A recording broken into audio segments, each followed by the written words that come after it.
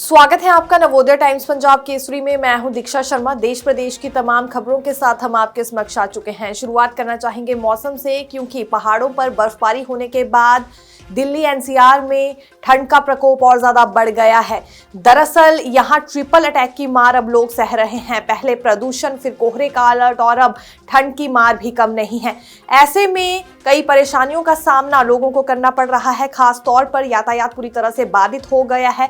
केवल रेलवे यातायात नहीं बल्कि 450 के करीब यहां फ्लाइट्स भी रद्द कर दी गई हैं और हर ट्रेन के आने में 4 से 5 घंटे की देरी हो रही है। धुंध के आगोश में पूरी तरह से दिल्ली एनसीआर आ चुका है। इस वजह से ट्रेन का सही समय पर पहुंचना काफी ज्यादा मुश्किल हो गया है। दिल्ली हवाई अड्डे से श्रीनगर तक 450 के करीब उड़ानें प्रभावित हुई हैं। पश्चिमी विक्षोभ के प्रभाव से उत्तर भारत के मौसम में अचानक तेज बदलाव आया है। दिल्ली एनसीआर में भीषण ठंड के साथ घना कोहरा भी छाया रहा। जहरीली धुंध की वजह से रविवार को दिन भर धूप नहीं खिली। राजधानी दिल्ली में वायु गुणवत्ता सूचकांक यानी कि AQI 386 दर्ज किया गया है, जो कि बहुत खराब श्रेणी में है। इंदिरा गांधी अंतर्राष्ट्रीय हवाई अड्डे पर घने कोहरे के कारण दृश्यता कम होने से 110 उड़ानें रद्द हुई और 450 उड़ानों में देरी हो गई। श्रीनगर हवाई अड्डे से 11 उड़ानें रद्द हुई, जबकि अयोध्या में भी 2 उड़ानों को रद्द करना पड़ा। कोहरे के चलते दिल्ली आने वाली 70 से ज्यादा ट्रेनें भी तय समय से 2 से 4 घंटों की देरी से पहुंची, जिस वजह से यात्री परेशान होते रहे और सही समय पर अपनी मंजिल तक नहीं पहुंच पाए। गुरुग्राम में एयर पॉल्यूशन बढ़ने के बाद ग्रैब 4 लागू कर दिया गया है। वर्क फ्रॉम होम की सलाह दे दी गई है और ये चिंताजनक विषय हो गया है। केवल स्वास्थ्य को लेकर नहीं बल्कि आने वाले भविष्य को लेकर भी, आने वाली जिंदगी को लेकर भी। और इस पर CAQM की ओर से सवाल उठाए जा रहे हैं कि आखिरकार ये ग्रैब 3 और ग्रैब 4 लागू करने के बाद भी एयर पॉल्यूशन कम क्यों नहीं हो रहा है।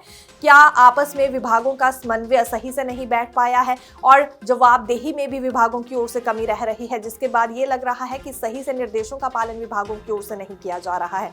लेकिन गुरुग्राम में जो ग्रैब 4 लागू किया गया है उसके बाद महत्वपूर्ण निर्देश जारी कर दिए गए हैं कुछ एक विभागों को, और अधिकतर एम्प्लॉयज को, निजी कंपनियों को वर्क फ्रॉम होम की सलाह दी जा रही है। इसका मुख्य उद्देश्य ही ये है कि सड़कों पर कम से कम वाहन चल सके, क्योंकि मुख्य कारण ही वाहनों का चलना बताया जा रहा है एयर प्रदूषण की बढ़ोतरी के लिए। दिल्ली में एयर क्वालिटी इंडेक्स के खतरनाक स्तर पर पहुंचने के बाद commission for air quality management ने सरकारी विभागों से सवाल किया, ग्रैब 4 लागू होने के बाद भी प्रदूषण कैसे बढ़ रहा है। सभी 4 चरण लागू किए जाने के बावजूद हालात में कोई भी सुधार नहीं दिख रहा है। आज दिल्ली में कई जगह AQI 370 से ऊपर रहा। कमीशन ने कहा कि सरकारी एजेंसियों के बीच समन्वय और जवाबदेही की कमी के चलते ग्रैब 4 के प्रावधान जमीन पर प्रभावी तरीके से लागू नहीं हो पा रहे हैं। केंद्र सरकार, MCD, DDA और दिल्ली पुलिस जैसे निकायों की भूमिका पर भी सवाल उठ रहे हैं। CAQM के मुताबिक प्रतिबंध के बावजूद खुले में कूड़ा और बायोमास जलाने की घटनाएं लगातार सामने आ रही हैं। अवैध इंडस्ट्रियल यूनिट, बिना निमंत्रण के चल रहे निर्माण कार्यों और सड़कों की खुदाई से उड़ती धूल प्रदूषण को और गंभीर बना रही है। रेलवे की ओर से ऐलान कर दिया गया है कि अब 26 दिसंबर के बाद रेलवे का किराया बढ़ा दिया जाएगा। ऐसे में यात्रियों की जेब पर असर पड़ने वाला है। करोड़ों यात्री क्योंकि ट्रेन से ही अपना सफर तय करते हैं, ऐसे में 215 किलोमीटर से अधिक का सफर यदि तय करते हैं तो उसमें प्रति किलोमीटर प्रति पैसे के हिसाब से बढ़ोतरी की जाएगी। फिलहाल ये हमने सामान्य डिब्बे की बात की है। AC की बात करें तो वहां 2 पैसे के हिसाब से प्रति किलोमीटर में बढ़ोतरी की जाएगी। हालांकि रेलवे ने छोटी दूरी की यात्रा करने वालों को राहत देते हुए 215 किलोमीटर तक के सफर पर किराया न बढ़ाने का फैसला किया है। दैनिक यात्रियों के हित में उपनगरीय ट्रेनों और मासिक सीजन टिकटों की कीमतों में कोई बदलाव नहीं किया गया है। 215 किलोमीटर तक यात्रा पर कोई बढ़ोतरी नहीं।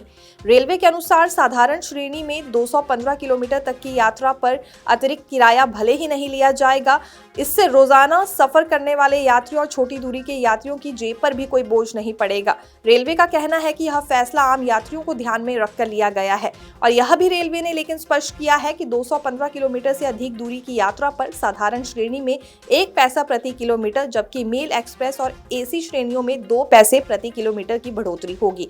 उदाहरण के तौर पर करीब 1000 किलोमीटर की दूरी में जनसाधारण एक्सप्रेस से यात्रा करने पर करीब 10 रुपए अतिरिक्त देने होंगे, जबकि संपूर्ण क्रांति एक्सप्रेस, वंदे भारत और राजधानी जैसी प्रीमियम ट्रेनों में सफर करने पर यात्रियों को 20 रुपए अधिक चुकाने होंगे। आज प्रधानमंत्री नरेंद्र मोदी की ओर से ख्वाजा मोइनुद्दीन चिश्ती की दरगाह में चादर चढ़ाई जाएगी। हर वर्ष प्रधानमंत्री नरेंद्र मोदी की ओर से उनके उर्स पर यह चादर भेंट की जाती है, जिसे कि चढ़ाने के लिए मंत्री किरण रिजिजू वहां पर पहुंचने वाले हैं।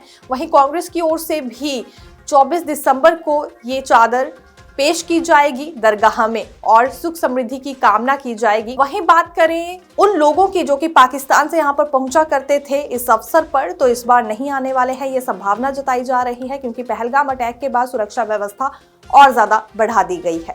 अजमेर में ख्वाजा मोइनुद्दीन हसन चिश्ती के 814वें उर्स के मौके पर प्रधानमंत्री नरेंद्र मोदी की ओर से भेजी जाने वाली चादर 22 दिसंबर को दरगाह अजमेर शरीफ में पेश की जाएगी। केंद्रीय अल्पसंख्यक कार्य मंत्री किरण रिजिजू प्रधानमंत्री की चादर लेकर अजमेर पहुंचेंगे और परंपरागत रूप से बुलंद दरवाजे से चादर पेश करेंगे।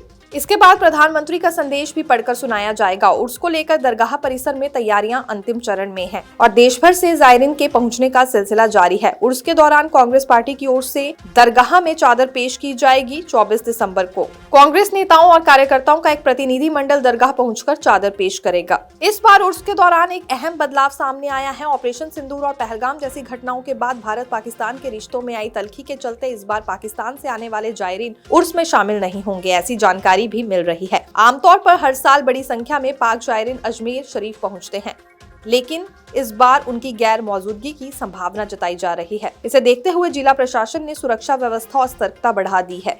उर्स के दौरान अतिरिक्त पुलिस बल तैनात रहेगा और हर गतिविधि पर कड़ी निगरानी रखी जाएगी ताकि शांतिपूर्ण माहौल बन सके। देश भर की खबरें जानने व सुनने के लिए देखते रहिए नवोदय टाइम्स पंजाब केसरी। मैं दीक्षा शर्मा, धन्यवाद।